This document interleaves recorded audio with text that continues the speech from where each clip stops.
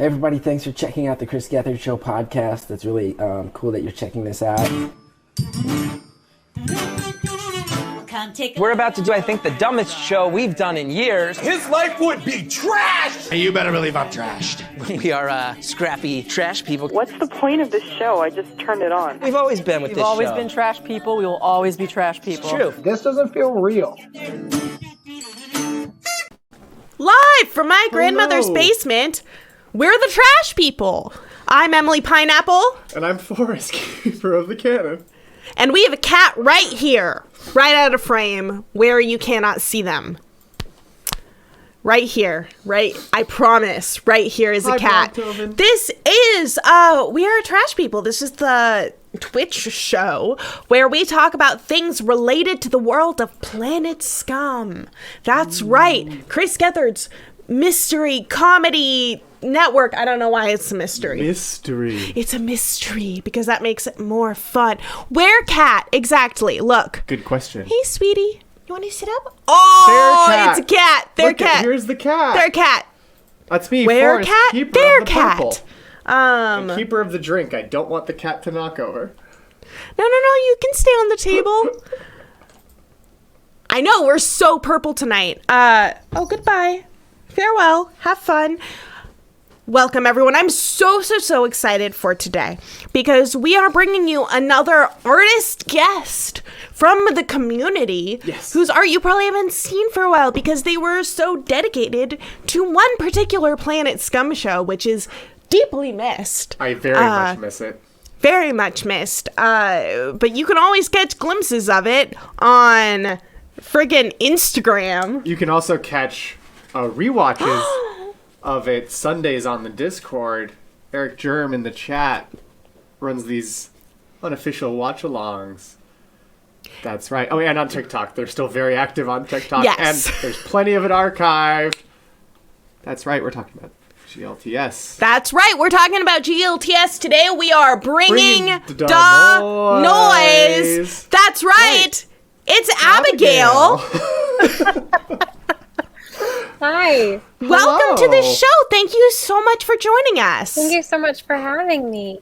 Oh my goodness, of course. I'm so excited because since we started seeing your shirts, you've screen printed many incredible shirts that you have seen worn by the members of GLTS. Yeah. On the stream, you have all seen BringDaNoyz's work.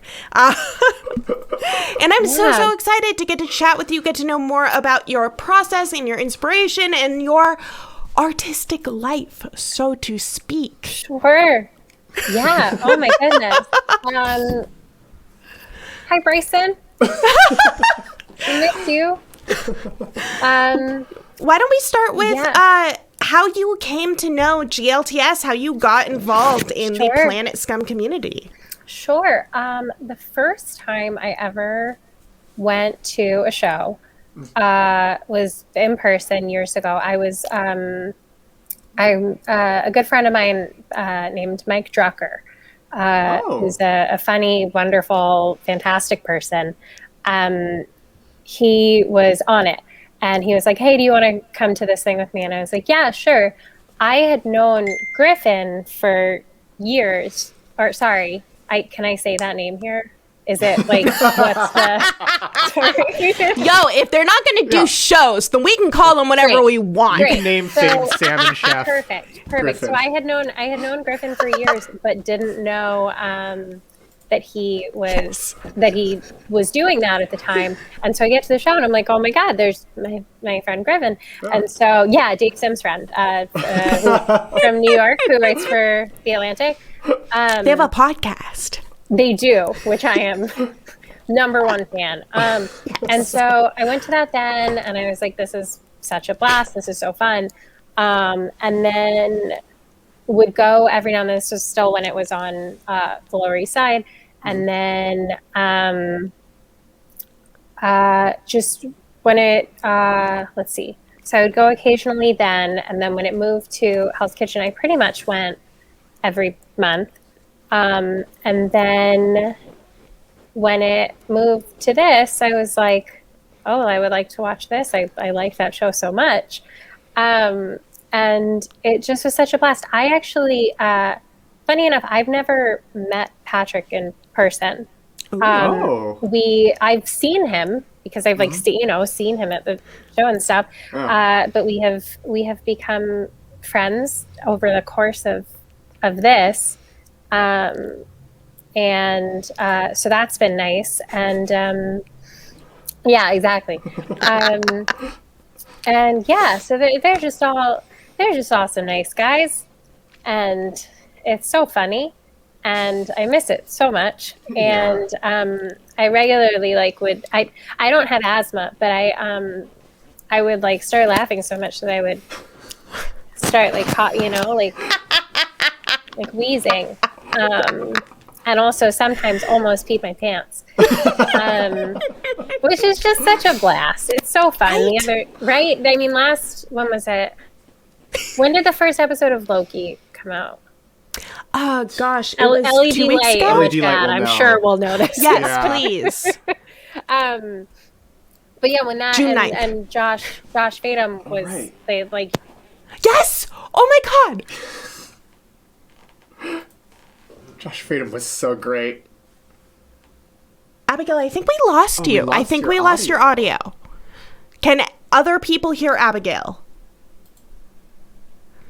Okay, no, it looks like LED light. Oh no! Lost. Oh no! The Empire has come. They're trying to I blame Loki. I blame Loki. God of Mischief definitely this is has got involved. some time variance energy all over it. Oh, yeah. Okay. Can you hear me now? Yes. Yes, you're back. Okay, I just unplugged and replugged my headphones. Oh, nice. I think the last thing was Loki coming out on June 19th. Yes, this is Patrick's fault. So, LED lights. yes. So, happy birthday. And so... Happy birthday! Josh Fadum, right.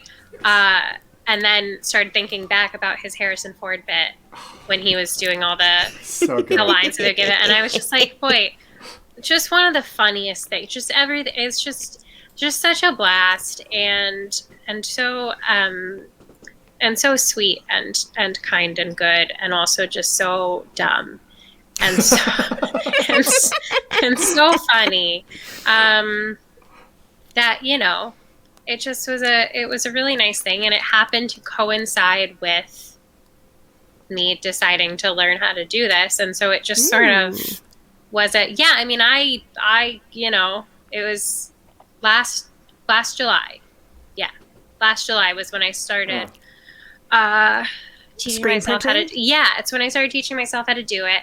And it came because a friend of mine had this was when there was a thing where they said, by they I mean like the GOP was putting out a thing, and they said that Joe Biden wanted to abolish suburbs. Nice. Which is just it's a great idea. It's so funny, and it's I don't know where it came from, but it's funny and it's great. And someone I know had tweeted something like, God, please someone give me a tank top with abolish suburbs on it.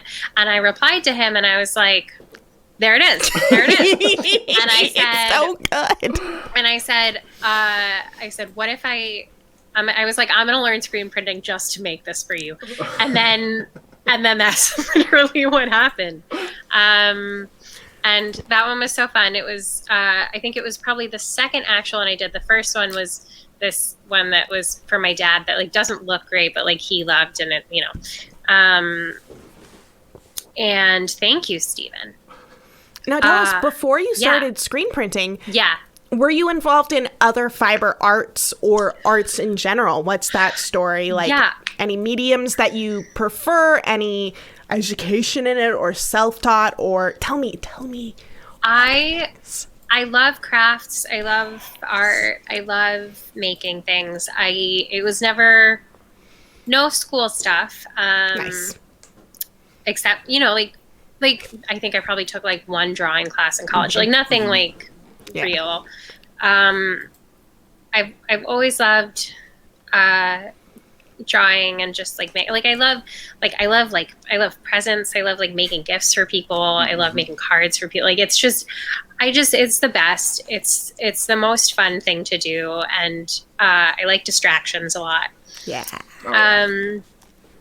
And Was there any particular, was there a medium that you preferred? Did you mostly stick with paper and then jump to fiber? Like, was there a jump? Was it all at once? Do you know how to sew? Do I know how to sew? I can, like, barely sew. It's hard. It's really difficult. I had gotten into embroidery. Yeah. Like, probably like a year before that. You can't really see it. I did this yesterday during Mary's painting party. It is a tiny skull meant to cover up a stain that I got on this shirt. That's brilliant. That's so smart. That's so smart. This is, yeah. That's cool. Tiny skull. I didn't do the best job with the weave, like whip around. It looks great. But, you know, I was just like, fuck it. It looks great. Finished is better than perfect. Mm-hmm. No, it looks amazing. I love the color combo too. That peach and purple is so nice. Yeah, I had started to do that, and I did a bunch of that. And my thing is always like, I get really into a thing, and then I stop doing it. Mm-hmm. And it's usually because I get really into it, and I think, cool, I'm doing a good job. This is good. And then all of a sudden I hit a point where I'm like, oh no, I'm bad at this. And I'm going to stop doing it because it's getting too overwhelming, because everything I try is messing up. And I don't know why I thought I was good at this when it was it happens all the time. It was my entire... It's the mountain of skill. It was this my is the confidence peak. Conversation with my therapist last week was about this exact thing. It's such a thing. Yes. And it's very different. And I've been like that with instruments. I've been like that with everything, like my whole life. Oh, yeah. And so I had been doing that, I guess. I mean, the majority of things were paper and whatever, like pencil, pen, something. I got an iPad last year. And so that's been nice, because before that, if I was doing any like digital art, I was doing it in Photoshop and using the trackpad of my laptop to draw with, which is not easy. I do use Procreate, which is cool. Love Procreate. Love Procreate. Did you guys in unison? Yeah, because we love Procreate. Yeah. It's just so fun.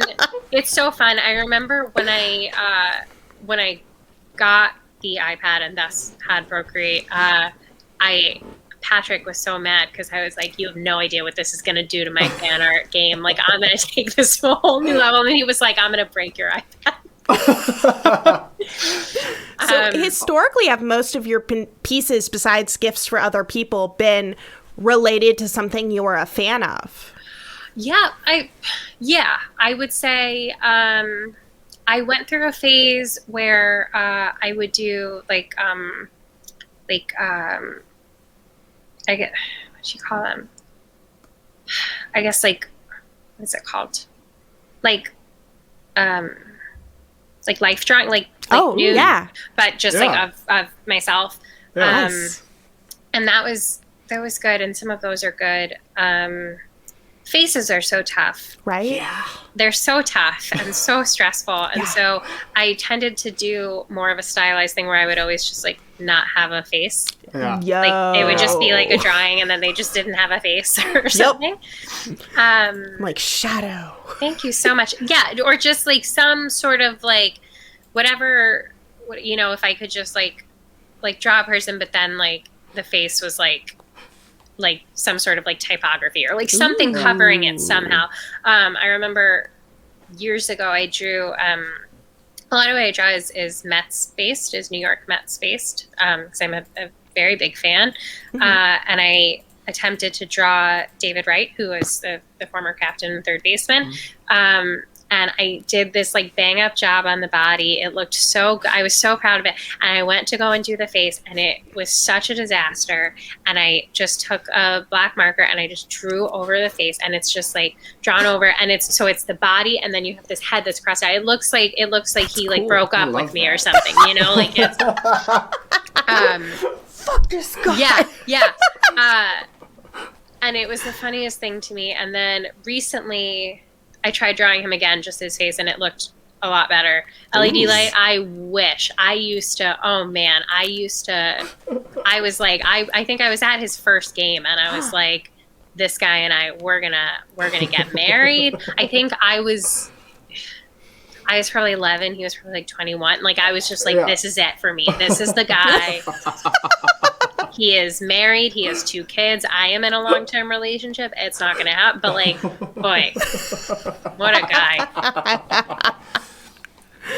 I love it. It's like we reached the plane of long adulthood where that's no longer weird. Yeah. I think my boyfriend is watching this right now, and hi. I wouldn't leave. He's the best. You're being broken up with live on We Are Trash People. No, I love you so much. This is the show where people break up with each other. Write it. Oh no, he's incredibly supportive of, because I get so stressed about art stuff, and I get so like I just like shut down, you know, and I'm like, I can't do this. I'm gonna stop doing that, and he's very supportive, which is really nice. But yeah, so it's a lot of stuff of things. It's very funny. It's very funny. It's a lot of stuff of things I like. Like if trying to think of anything I've. Do you feel like recently doing things about or as fan art for like another thing that you're a fan of, does that help with your anxiety about creating the thing? Sort of, does it change your headspace, or are you just as like, oh, it's not good enough, like I don't want people to see it?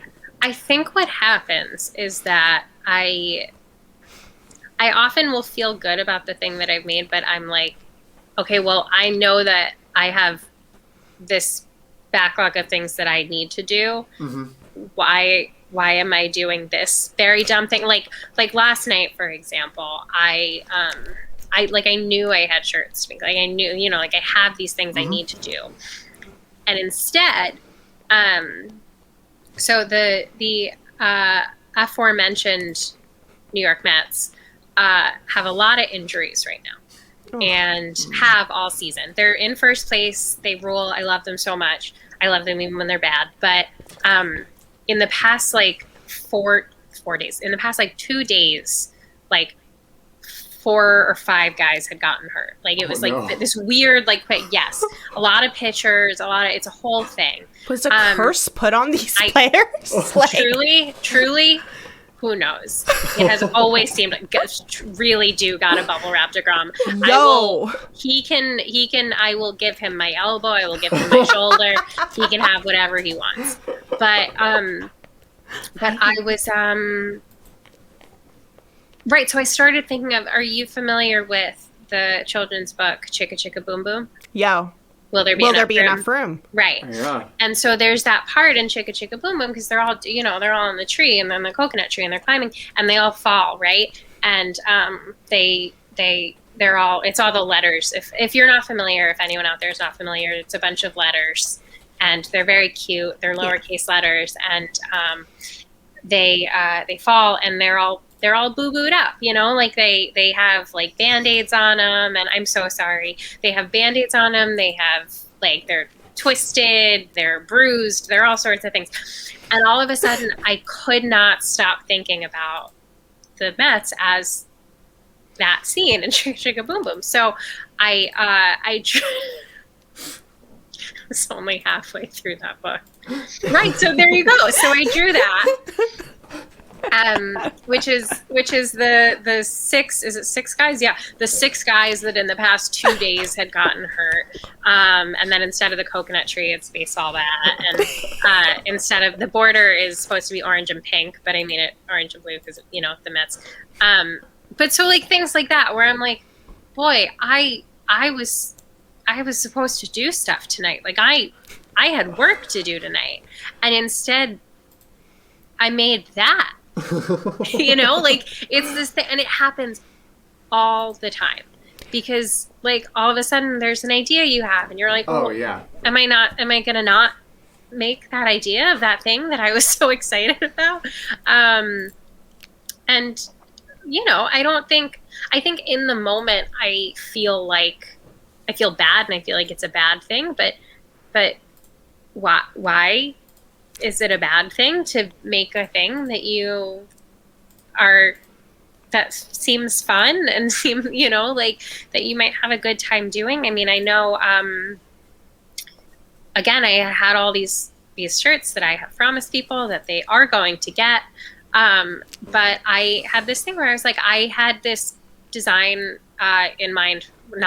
created for a very long time, and had wanted to put it on a sweatshirt and kept like not doing it because it was just for me and like it, and I was like, no, like I'm just gonna do it. And it ended up being this one, which I posted last week, which is this unclenched. Oh, I love that. Thank you. And you have a little nose my and God. mouth, and it was this thing that I had been thinking about doing and had wanted to do and had created and wanted to, and knew it wouldn't be a hard one to do. And I had been putting off because I was like, well, I have things for people, but I was like, well, I'm not getting those done either. So why don't I just do something? Because then I'm doing something. And also it is a helpful reminder. I am always clenching my jaw. I never notice it. And then all of a sudden I'm like, oh, I'm clenching my jaw, I think I should have worn my face hurt. It's such a thing. I think I stopped wearing my retainer too fast after I got my braces off. I think I'd still do it anyway, but I think that there's like an but I don't know. I'm not really sure how. I get that. It's one of those things. I had a dentist who was recently surprised I had ever worn braces. I was Oh, like, no, but that was you so spent many so much months. money. Yeah. It was such a I'm long. sorry, no. Mom. It was so formative in my childhood. How do you not know? Oh my God. Wait, that just made me so sad. Because it's a arduous, I mean, it sucks. Yeah. They suck. It's arduous. Painful. I almost wouldn't do it unless it was, medically necessary or like would benefit that person in like a really big way, that child, That's the thing though, is like it's so hard to know because everything's always moving, right? It's so nuts how teeth are crazy. I had headgear. Yo! Really? Like the kind in movies? Yeah, like You still have it? No. That'd be such a good prop. You see, Don't blame me. This is why I don't get rid of anything. the better artist. No. So tell me, when you feel like insecure about your art not getting better, do you feel like that comes more from this internalized idea of what productivity should look like and what you should be making versus like looking at the piece of art you made and being like, damn, like that could be better, like that's not good enough, I don't want to show it to people? Or is it just like, what I made is stupid, I feel like it is stupid because capitalism has told me that anything done for joy is stupid and I must relentlessly pursue capital? It's such a combination. Yeah. It's such a combination. It's all of these things. It's like, one, I'm just obviously incredibly hard on myself, as so many people are, which is such a natural thing, which stinks. But how do I put this? It's like,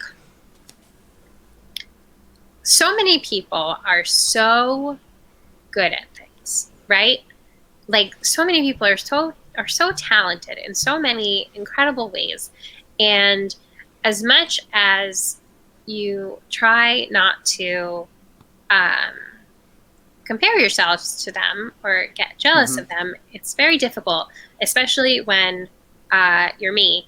And it's this thing where I feel like, oh, well, so many people are better and are so talented. Why would anyone be interested in what I'm making? And then there's this literally is a like word for word conversation with my therapist last week. But then there's the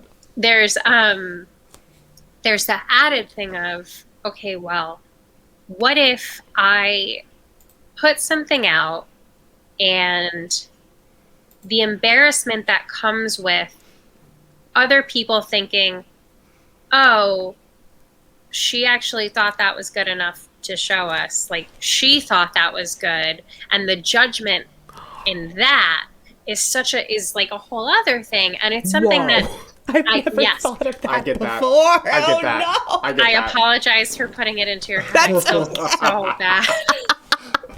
but it is this thing of like, okay, well, I've always had this very strong relationship with embarrassment and with shame, and this idea of, oh, like, that's so embarrassing for her that she thought that was good, which like yikes, ouch, like, what a rude thing to. No one has ever said any of these things to me, you know. I'm not taking any of this from experience. It's just how I worry. And so there's definitely that, and there is the oh, thank you so much. And there is the there's also just the thing of like, I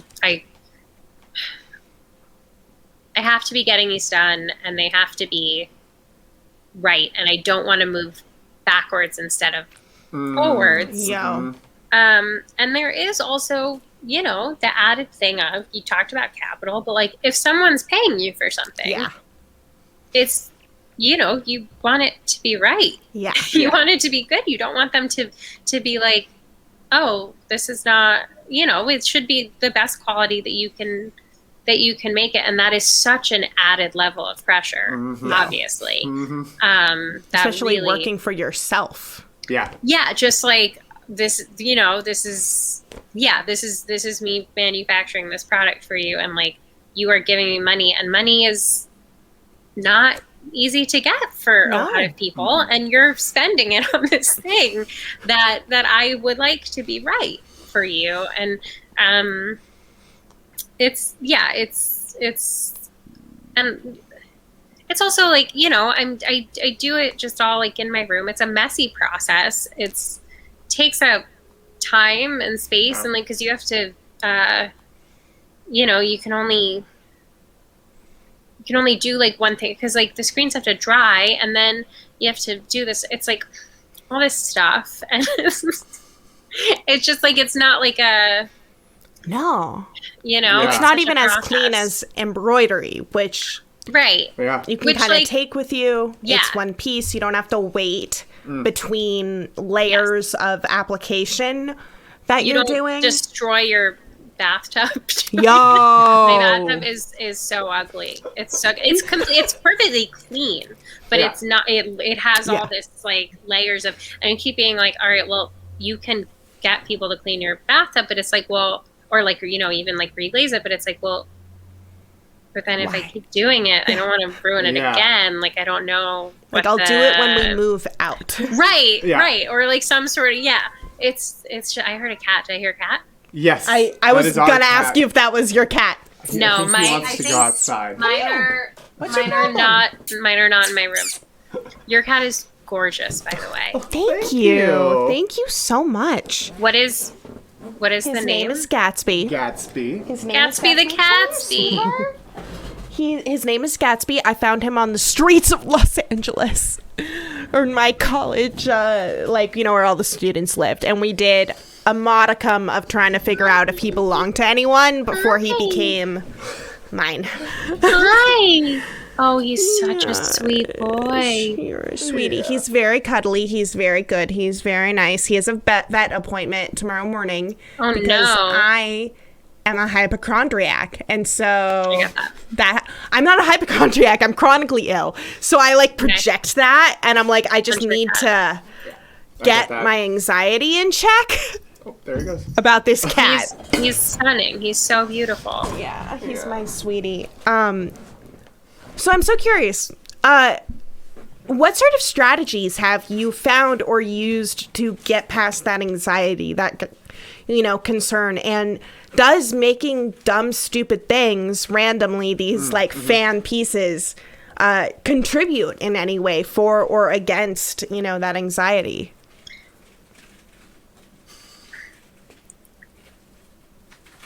I'm still working on finding out what works. In terms of dealing with it. I think making the silly things is good, I think. Yes. Because because I'm doing something. And also, it's nice when people say nice things. Yeah. I mean, Getting that validation is so important. Validation is such a real thing. I actually when I one time ages ago when I was feeling really bad about shirt stuff and just feeling like I wasn't good enough, whatever. My previously mentioned boyfriend had this really nice idea, which was to make a folder of like compliments that people had given me about them. And so anytime I like had a nice compliment, I would screenshot it, and I have like a little folder on my desktop to like look at if I was feeling really down about it. Oh, I love this one. This one is amazing. I love so the lettering. much. I love everything about this. I love how clean all the lines are. Like they really look machine produced. Thank you so much. It's I drew the Mets logo, and then instead of the Mets, it says "Nice Boys" because this particular team is really just a bunch of nice boys. They just rolls, and how many screens did I make for that? Yes. Just two. So one is the orange and one is the blue. And I would print the orange first and then the blue. And I would say the hardest thing about one of the hardest things about just like this extremely makeshift setup that is not even a setup is that everything is so manual that anytime a print involves more than one screen or like something that has to be like lined up properly, it is so difficult because it's such a like it's really you just like eyeball and then hope that by the time you clamp it down it's like still in the right spot, and it's a lot to nice. Thank you so much. That's the I mean that's in a nutshell. That's what I'm going for. So things like anything where it has to line up perfectly is a nightmare, especially because so what happens is if you I don't know if I like talk us through screen printing because my thought I'm like, oh, I'm gonna screen print a thing. I've been on Pinterest, I know what I'm gonna do. Like I'm at the taking a nylon and putting it in an embroidery hoop stage of production of these things and understanding of screen printing, which I've never actually gotten to the put on a shirt part. Talk me through the basics. Yeah. So, and how you sort of taught yourself. Like, did you start with nylon and an embroidery hoop, or were you like, I got this? I'm going to the, I went place. online and ordered some. I don't know. I probably just did one at first, but a wooden frame that has mesh inside of it, and they recommend. I think the base place to start is like a is like 110 mesh, which is the count of holes, and. So basically you have, I used wood frames for ages, and now, I tend to use aluminum frames. So it's a screen, and you have what's called emulsion, and you get that, you order it or go to a store or whatever. Some of it is pre-mixed. I go with the ones that are not, which is diazo, I don't know how it's pronounced, emulsion, and it's you have a tube or tub or whatever of mine currently is a pink color, and it comes with a little bag that has this powder in it, and you have to fill the bag like halfway with water, and you have to shake it, and then you pour it into the stuff. And you mix it. This is so interesting. And then you mix it. No, and I love then, this. Yeah. Because I'm like, Mod Podge on the nylon. There's Speedball, which is a funny name, but it's That's a good point. Yeah, it's how I started. Company. I still use their inks, which are water-based inks, but they have like a kit that all comes together, and so that can be kind of helpful. And so then like you let the emulsion sort of sit for like a couple hours, and then to coat it, I use something called a scoop coater, which is you put.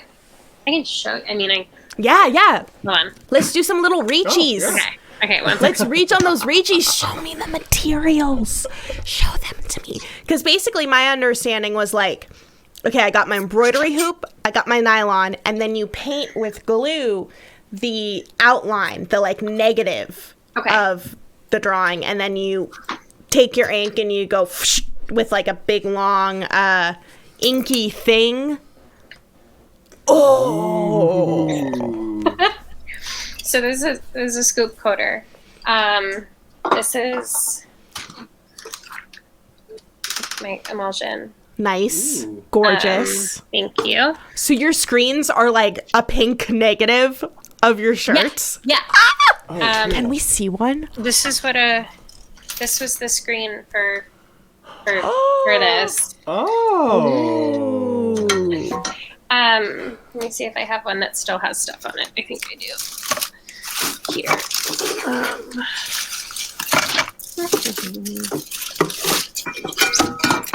So many things. This was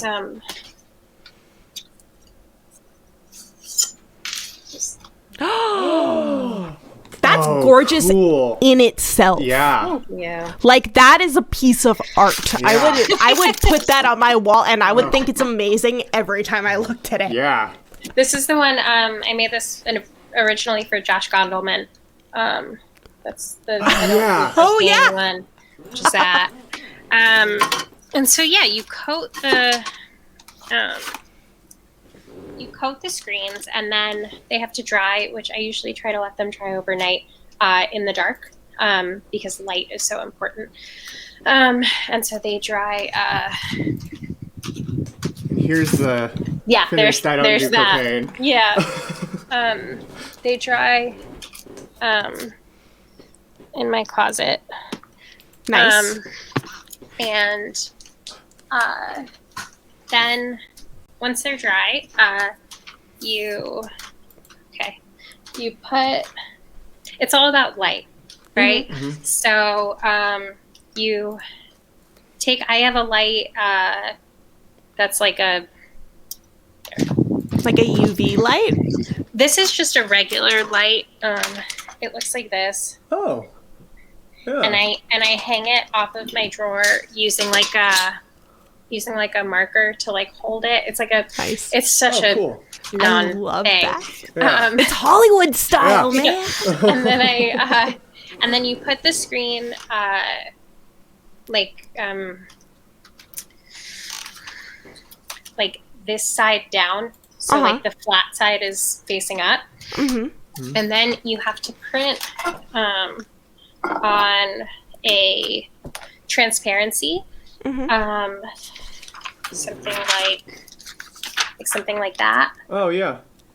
And then you place that face down backwards on the coated screen. And again, it has to be like dark when you're doing this. And then put a piece of glass over it to keep it down. And then turn the light on. And then turn the light on, and you have to experiment with like how much time you need light-wise. For me, it works at about 14 minutes. And then... Wait, so the light is hardening the emulsion? Correct.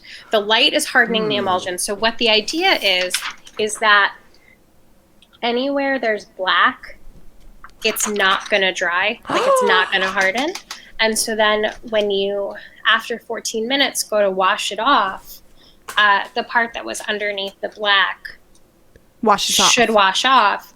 And then you have this, what is essentially a stencil, right? Oh my God. Yeah. That's so cool. It's great. And it's so satisfying when it works properly.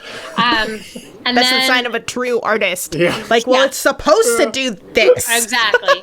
And then I let it dry, dry it off.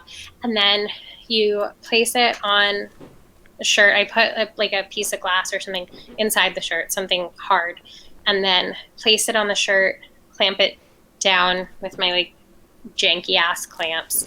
And then you take, this is so punk rock. Whatever ink. I have lots of ink colors. So you take those and you spread it across, and then you use what's it called, a squeegee?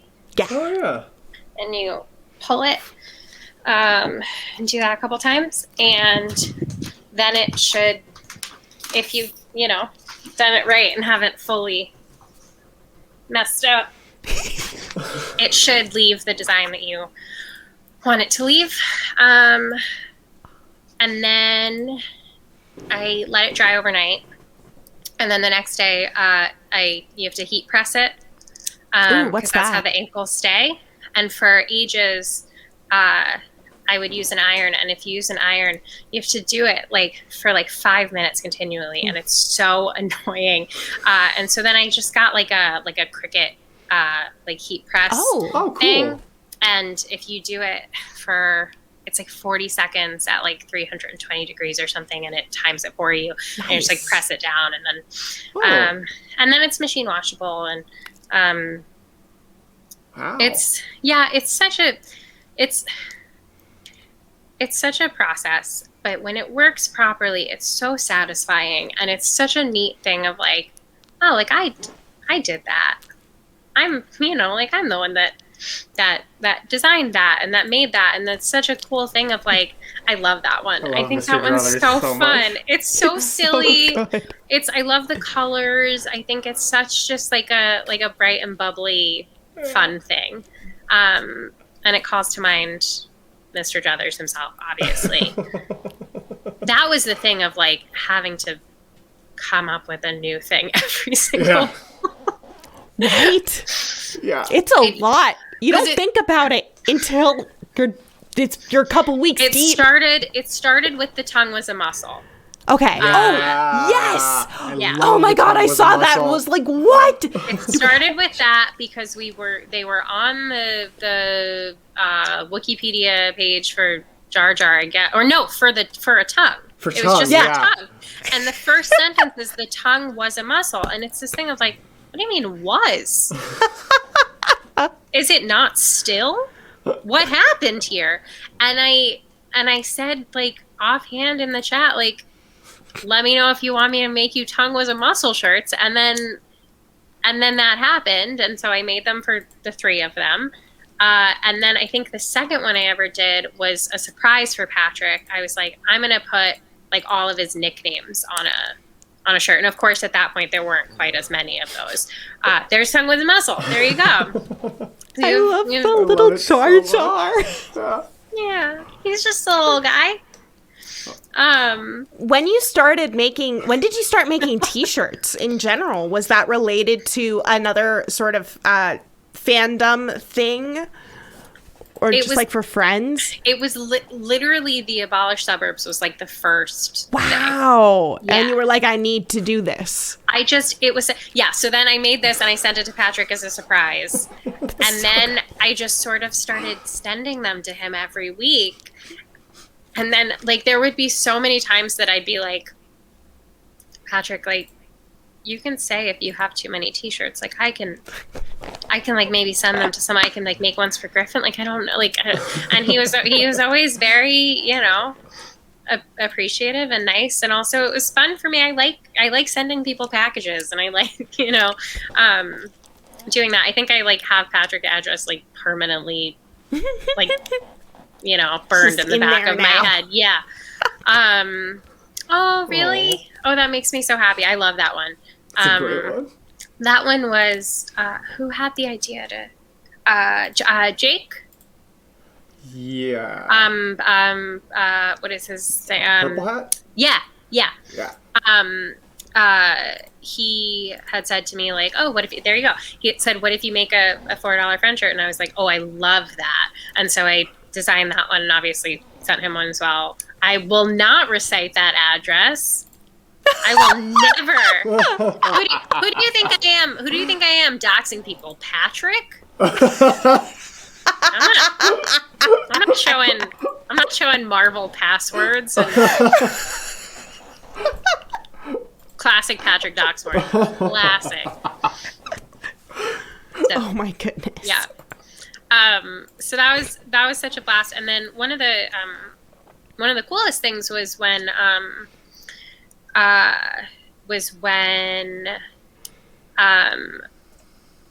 when did this happen? Let me back in my when Dan Engler had messaged me on Twitter and said we had never spoken before, and he said, that's exactly what I'm talking about. Wow. And said I had designed this a while ago, and had sent it to he had made this design. He had recreated it basically based on various photo stills and like whatever. And he had sent it to Patrick, but like they weren't really going to do anything with it. And he said, I thought I would send this, this file to you. And I said, boy, that would be really tough, but I am going to try. And so I ordered the sweatshirt, and it was such a process.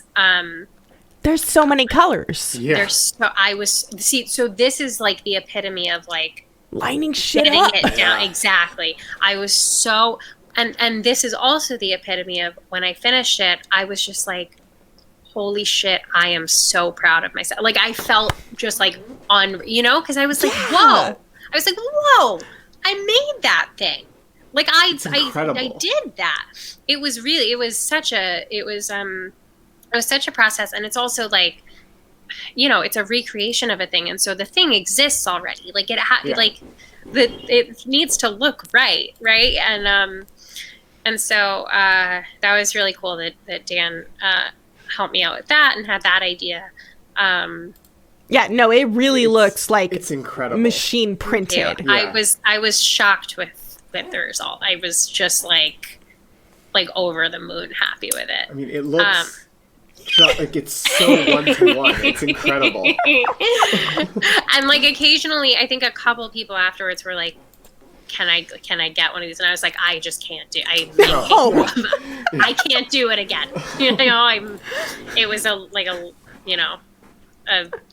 fluke of coming out just like they are the best moments. Yes. They are the best moments because unfortunately they don't happen that much, and they should, but it's like when they do, it's like, whoa, what a great thing that I just created, and that like I thought of, and that it worked. That's the thing. It's like the thinking of it is a thing, but like when it works, it rules. It's so, it's so good. And that's what's so nice about making things and with sharing the things that you make. And, I feel like this is, because I've been so stressed about shirt stuff, and I've been like, so like, I can't do this. I'm doing bad and whatever. And I feel like I'm giving myself a pep talk right now, but yeah, like it's fun. It's good. And I like doing it. And it's incredible. It's so incredible. I love the idea of keeping a binder of all of the compliments. Yeah, I think that's Isn't that so smart? It's so smart. It really is. It's such a good idea because it's so easy to like, anytime there's a bad thought or something, and it's usually just yourself thinking it and not someone saying it, but anytime there's a bad thought, it's like, that's going to stick. That's going to stay there always. And anytime there's a good thought, it's like, bye. It feels great in the moment, and then it's like, all right, well, I'm not going to think about that because we got to get back to the bad stuff. See? Oh, interesting. Yeah. It's just it's helpful and nice, and I strongly encourage other people to to take that idea that wasn't mine, but that I loved. That's the catch-22. In order to get the validation, you need to put the stuff out. Yeah. And that's so vulnerable. crazy, It's really crazy. tough. Yeah. It's nuts. We did shows for literally no one. Yeah, for about For 2 years. And I got so comfy just being like, yes, I'm going to the studio. I'm doing a thing. I don't have to worry about what anyone thinks because no one's hearing it. Yeah. But then making that jump to like, oh, humans are definitely going to see this. Yeah. It's so vulnerable. It's so scary, but it's people love it. People love when you put things out. They I love when people put things out, and seeing what people are capable of and things that you didn't know that people were doing. Or like, I remember the first time LED Light showed me drawings of hers, and I was like, whoa, dude, you are so talented. Like, it was, I mean, or like when CBC 9000 and those puppets. Are you kidding me? Yeah. Are you kidding? The puppets are so I mean, good. the talent. I like died about those puppets like so many times. Unreal. Absolutely still do. unreal. And They're I incredible. can say, because I once tried to make puppets, and Hard. it is really hard. It is It's really hard. Especially Or- getting them so nice and muppety. It's I was because Patrick had sent me pictures of them before whatever, and I was like, Patrick, are what? Yeah. I mean, they're a step. Wow, I can't believe I forgot the Bumper Factory uniform. Oh my God. Your Bumper Factory uniform is so good. I feel so bad that I forgot it. I feel so bad. Let's go Bryson. through some of your like Yeah. favorite Yeah. shirts. Let's have Yeah. Forrest. Why One. don't you pull up the Instagram and just Oh, like I love that one. we're gonna scroll and we're gonna hit ones Abigail also that you sent like. us some ahead of time. Yes. Oh So yes. we can go Let's through do that. those first. Either way is fine. I love But this one. I love this the is, colors on this one. I wanted this to feel like sort of like 1980s Miami. Yes, nailed It it. just, that vibe was just like so there for me. And this is NR 1977 is what it says on the back of the Norman Rockwell plates. Yeah. And then the original is just like, because I think it was a thing where George was joking about how he had the original plate and like whatever the joke was. And like, this is a thing that like, how am I going to explain this to someone? I don't know. Like, but it looks cool. So like, It looks amazing. I good. love this one. I had previously, my initial try at it, I like slightly messed it up. Not terribly, but I happened to have a backup shirt, and so I did the second one. And my brother has the first one because like he was like, "Oh, this rules. This is so Yeah. This was a fun one. I love that one. No, I absolutely love it. Yeah, it's so fun. So fun. Ooh, and then of course we have I like this one a lot. I don't do cocaine. There's I Don't Do Cocaine. Just so It good. it was so funny Fantastic. because like Josh doesn't, but no one believes him, and I literally was just like, I've known Josh for like a few years, and I was like, hey, what if I made you this? Like, what if I just did this? Would you want it? Would you? And he tried to. He's literally the nicest person in the he's a entire sweetheart. universe, and was so kind. And then people just wanted this shirt, and I was I want this so- shirt. I was I was getting all these emails, and I was so stoked that it was a incredibly easy shirt to print. I was like, thank God this isn't like one of the more involved ones. But yeah, that was such a fun one. Yeah, he's the funniest and the best, and He's so cool.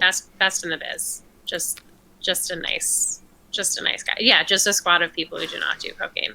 I'm one of them. This one was I love really that. fun. Yeah. This is a quote said by new Mets owner Steve Cohen, and I'm trying to remember how this one. The offset is Yeah, just the so offset is perfect. so good. Thank you. It's so good. AJ, who watches the show, his brother had said that he wanted a shirt that said this, and AJ like tagged me in like that comment or something, and like or like messaged me or something, because I had made him I think he was maybe the first person to get a Tongue Was a Muscle shirt that wasn't the guys like, you know, way back. And I was like, yeah, put me in touch with your brother, I would love to try and do this. And so I designed that for him, and was so happy with it. And then he went to a game recently and posted a picture of himself wearing it, and I was like, wow, that looks so good. Like it just like looks like a cool shirt, you know, which ruled. So that was really fun. That was actually a case of, it was supposed to my initial design, it lined up properly, and then I was going to print it, and I was like, I'm not going to be able to get this right. I need to make it not be right, and to make it look like it's not right. You know, like not that it looks like messy, that it just looks like offset, like you said, because it wasn't gonna, because the shirts stretch, you know, like in between how you do, and it's just, there's no getting it. I love leaning exactly into, right. I love leaning into those kind of imperfections like that. It's so cool. Yeah, it just, you know, that's making it meant. That's how things. That's how things work. Yeah.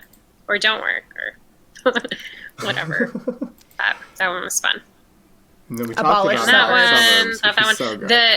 The thing with that one was that, that was my Wato embroidery.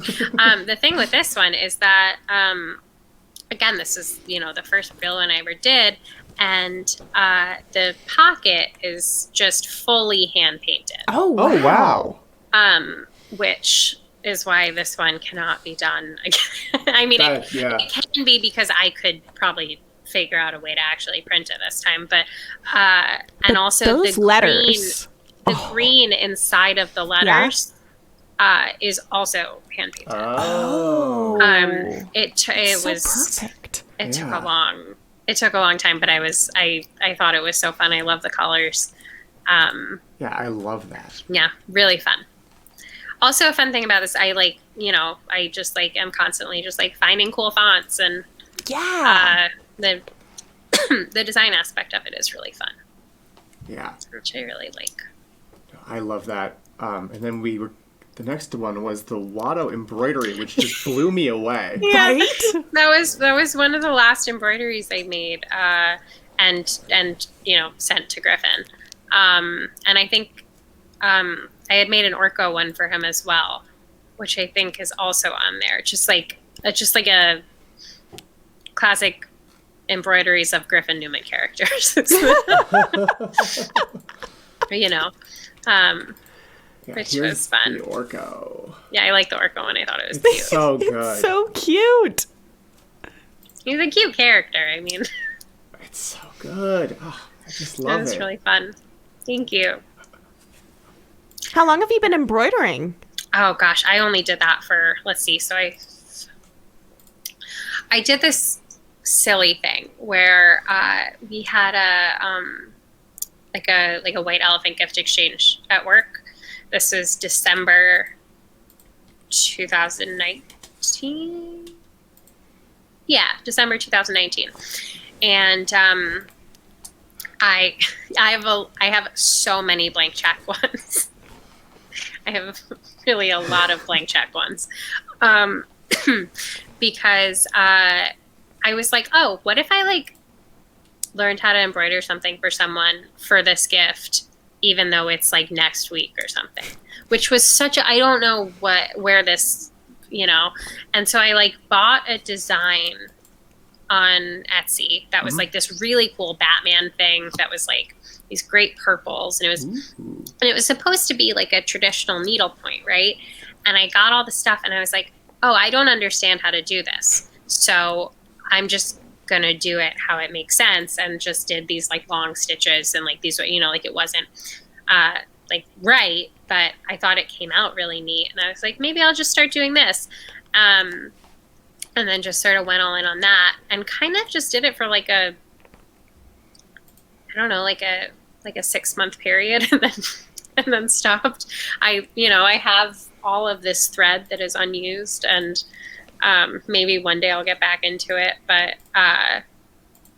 yeah, that was another fun thing. That makes such an easy gift too. If it's something that someone like wants, you know, I don't want to like make something that someone doesn't want, but that's for a burger report. If you want to call the burger hotline, I love that one. I thought that was so fun. And then that was one I made for someone and then like never gave them. They like live in England. They like left before I finished it and I just sort of like have it now. It's so pretty though. I love it. Thank you. She really likes like Art Deco stuff and so I tried to do that. It is very deco. This is Ish pointing out David Sims is from England.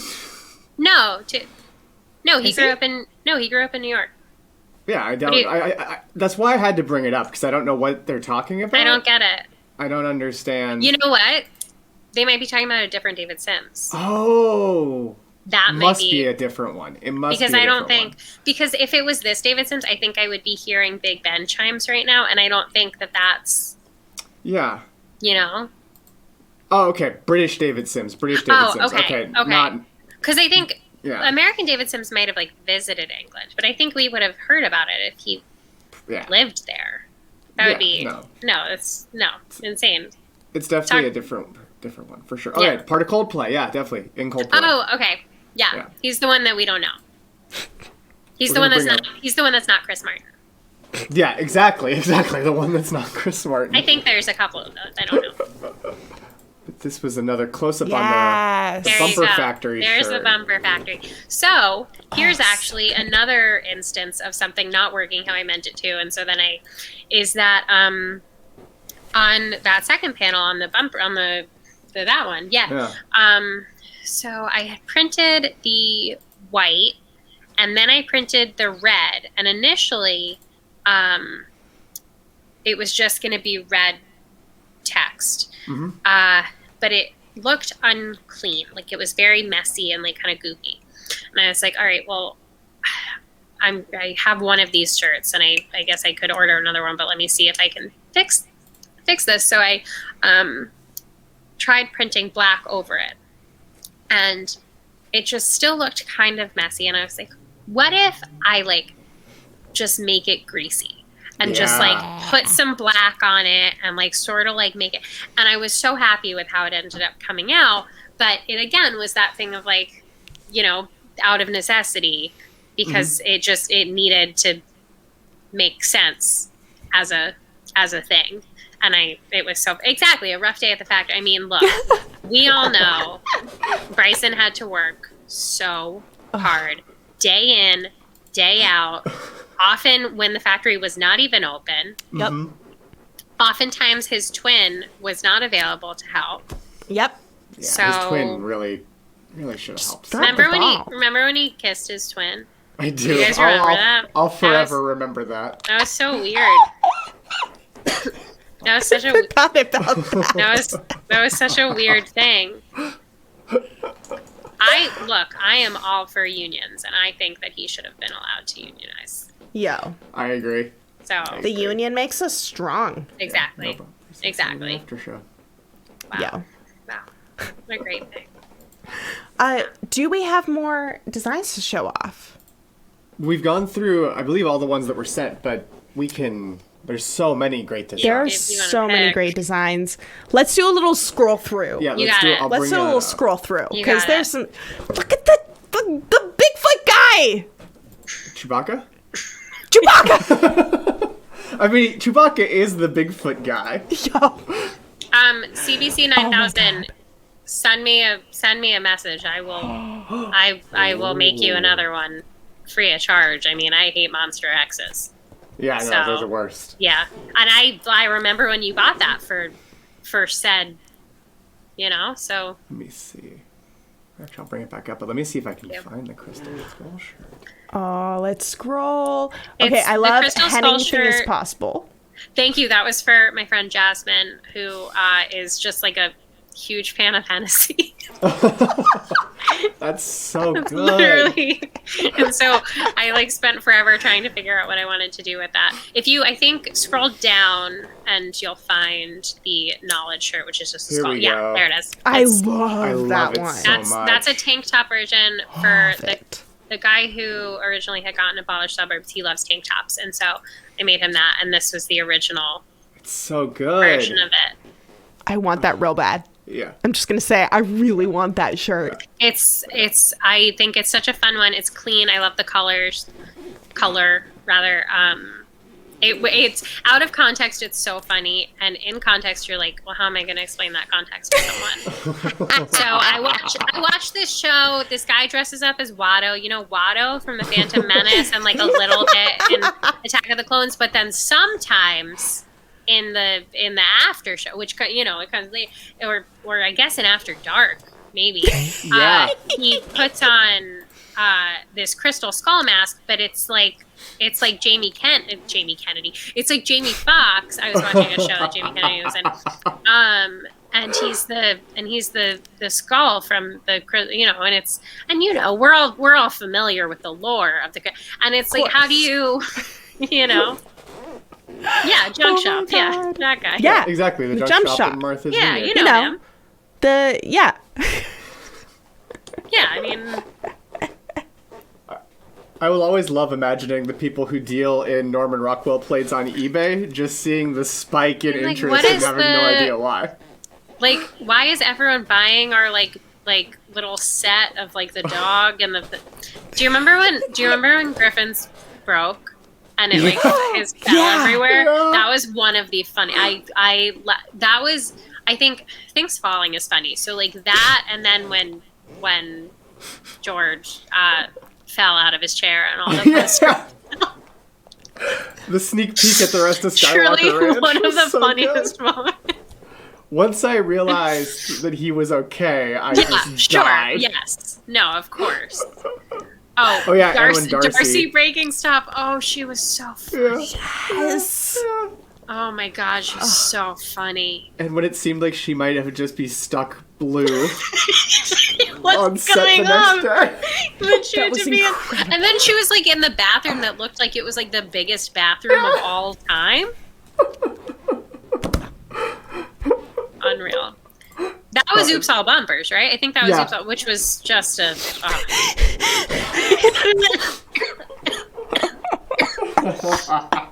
Arliss. Oh, Arliss. Bobby Oh Wool. my goodness. Oh, the Bobby Wool appearances were Miss so Bobby Wool. wild. He just loved them so much. Yeah. Yeah, he He was just so loved excited. the guys. He just wanted to talk. Do you remember on the this is silly, on the Studio 60 watch, the three girls Yes. who had been I still talk to Patrick about them like often because I just thought it was the funniest thing.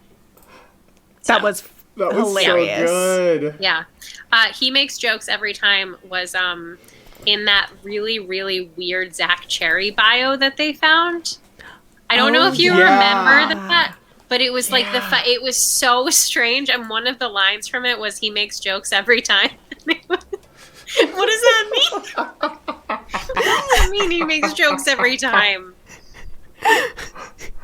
Good question, Lena 316. I would love if Bobby is a guest That'd be great. monologuist on Rat Scraps. That would be great. Rat Which, by the way, if anyone hasn't heard, there's tickets available now for Yeah. Rat Scraps. Rat Scraps, which is The the new spiritual Ass Cat. successor New to Ass Cat, yeah. Yeah. Better forever, because we have access to it.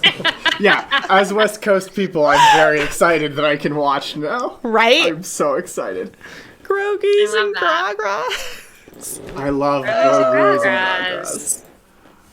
Gragas. Oh my Grogu's and goodness. Gragas. That was such a funny. He just like started using that as a thing, and And it great. took me back to the Phantom podcast where Griffin just talked about how much he They loved talked- Gragra.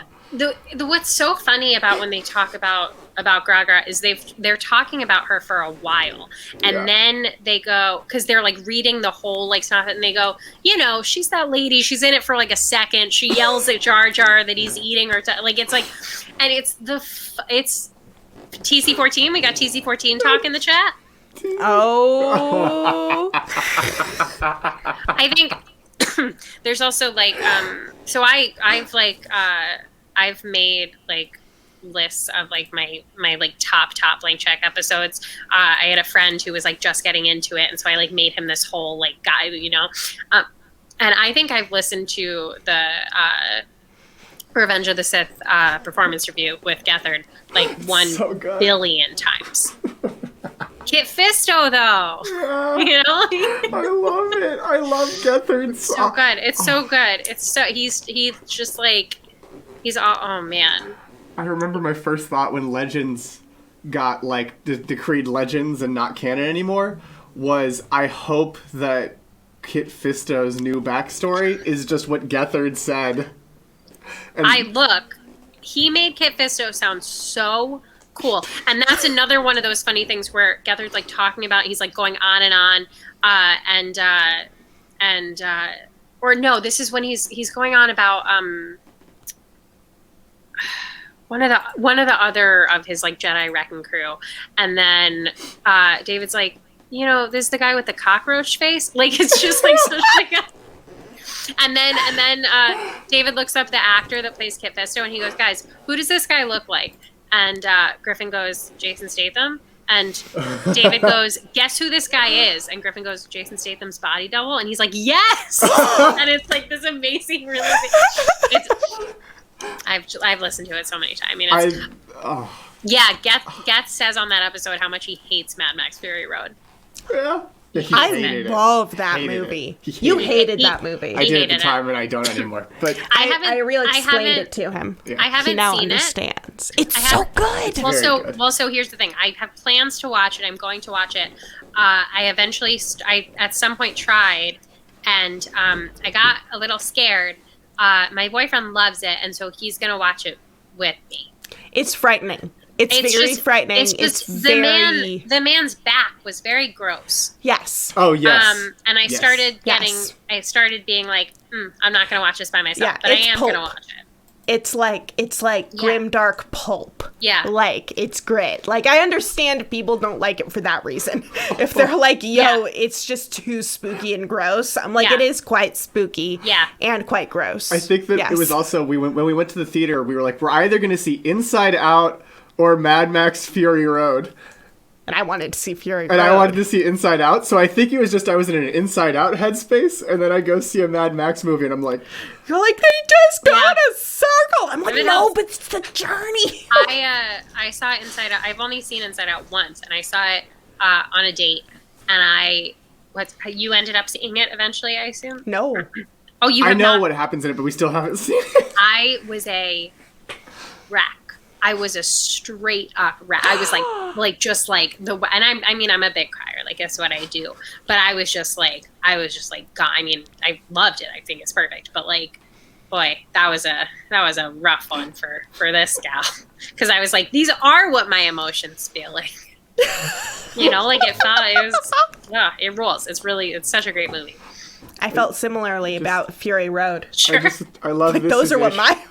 Pointing out that in the Mass Effect games, there's a whole series, like alien species called the Geth, and I played that before I found TCGS, but I can't unconnect those.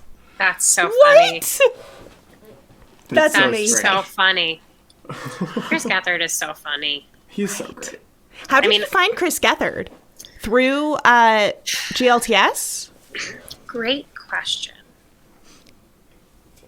How did I find Chris Gethard? I found it through an article from famed New Yorker David Sims, who reviewed it for the AV Club. Oh, the one who lives in New York. Yeah, the New Yorker. The one not who's the British always one. lived.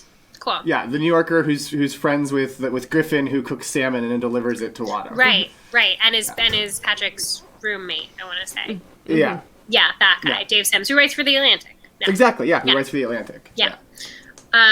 Love steelbooks. Love steelbook. I will throw out David Sims, sweetest guy in the universe. Just the best. Oh. Just a wonderful, wonderful dude. Just how did I? There's a Gorb in Hollow Knight. Oh, in the game Hollow Knight, there's apparently a Gorb, a character named Gorb. Yeah.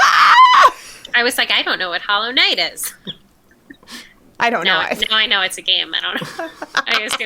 I don't know how I first saw Geth, I know that the first episode of his show that I saw was One Man's Trash, and it is to this day like I will watch it all the time. It's like one of my top. I just am like, this is one of the most comforting things in the entire universe. It is the funniest, most just it rules. I've seen it so many times, and so then I sort of just went back and like watched a bunch of the.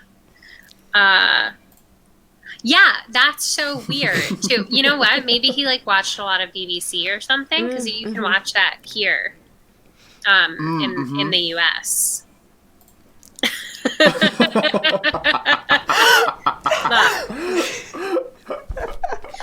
My issue with the boxing is like, I feel like, how do you jump in if you just like, gotta jump in? Is there a list of all the hints? There is. There is a doc. There is a doc. Okay. I don't know what's on the doc. I have no idea where they're at in terms of the objects that are in or not in the box. I just enjoy the chaos. The chaos. Yeah. But I'm a chaos monster. Like, I jumped into the middle of Farscape as like a child and was like, I'm hooked. I'm in. Like, I don't care. I know enough. I don't like not knowing things. Another thing I will say about my boyfriend, he'll like watch episodes of stuff just like out of order and like doesn't worry about, like, this is such a smaller version of that, but we were going to see Ralph Breaks the Internet, and he had not seen Wreck-It Ralph, and he was just going to see Ralph Breaks the Internet with me because I wanted to see it. And before the movie started, I was like trying to like read him the Wikipedia plot summary for Wreck-It Ralph, and I was like, no, but you're gonna need to, and he was like, I'll be fine. Like, it's like, you know, like, I think I'll get it. And I was like, I don't know, man. Like, there's a lot of world building that went on there, you know? How are you gonna, you know? That. It does remind me of when I would pick up random, like, Marvel comics and just be like, yeah, I don't know who this guy is. His name's Justice. What are his powers? They don't seem to make sense to me, so, okay. Yeah, I just like things in order. That's fair. I get that. That's fair. I get that. The box is an exercise in chaos. Yeah. I feel like that is the theme of the show. I think not knowing what's happening. I think the doc will help, though. The doc will help. We have a pickle. The pickle has the doc and documents all of it. Has every single hint that has been How do we issued, explain has been written this? out.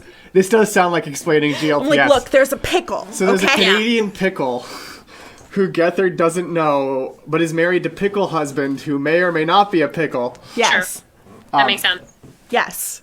I was excited to find him in the image this time. He was in the V. Yes, he was in the V this time. Yeah. It took some zooming in, but I found him.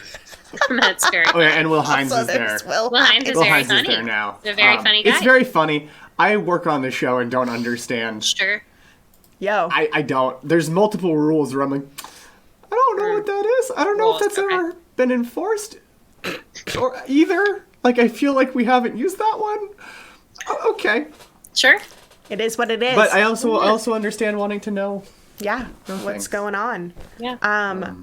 I want to thank you so much for joining us. Thank you so much for having me. Time with us. Yeah. This has been amazing. I love seeing him get to go off on like blank check shit, because I listen to like occasional episodes. He is I am all in. Yeah. I am such a just like nut for it. I listen to all the episodes a million times. It's the most. It is the most comforting thing in the world for me. I started listening to it in a time when I was like in like a super depressive period, and I was like, oh well, I know Griffin, and Griffin has always been funny, and I'm gonna give this a shot. And I was just like instantly hooked. So while waiting in line to see Force Awakens, we listened to the Return of the Jedi. It's a great episode. That was great. It's a great episode. Yeah. So anyway. Yeah. It's super awesome. Yes, you are super rad. Thank you all for joining us. Thank you all for joining us. Thank you so much, Abigail. Everyone, you can check out Abigail's work, all of her things. Abigail, tell us, where do we find you? Where do we find you? My Instagram is sympathetic.inker. Sympathetic ink is is another word for invisible ink, and I just thought it was like a cute little. That's I love awesome. Yeah. And then on Twitter it's BringDaNoyz, but that's just a bunch of silly jokes and getting mad about baseball. So. And how can people give you capital in exchange for art? If anyone is interested, you can either send me a DM on my Instagram, or in the link of in the bio of my Instagram, there's an email address that you can email as well. Heck. Great. Yes. Yeah. Thank you so much for Thank joining you us. so the much. links to all those in the show notes. Yes. Thank you guys so much. This was such a blast. I really appreciate it. Absolutely. Thank you. Yeah. This was so cool. Thank you, everyone who joined us, for hanging out in the chat, for having so much fun. The show, The Planet Scum Live, everyone. Rebranding. That's going to happen in exactly about a half an hour. About 30 minutes. And then And then join us on the Discord for the post show. After that. Where ridiculousness occurs. Yeah. And if you want to join us for trivia, because we do some wild-ass trivia with a cartoon fish who may or may not be a fifth-dimensional creature. That's Fridays, 9 p.m. Pacific, midnight Eastern at RadioFreeMultiverse.com. We'll see you all after Planet Scum Live. See you all after Planet Good night Scum and Live. good claw.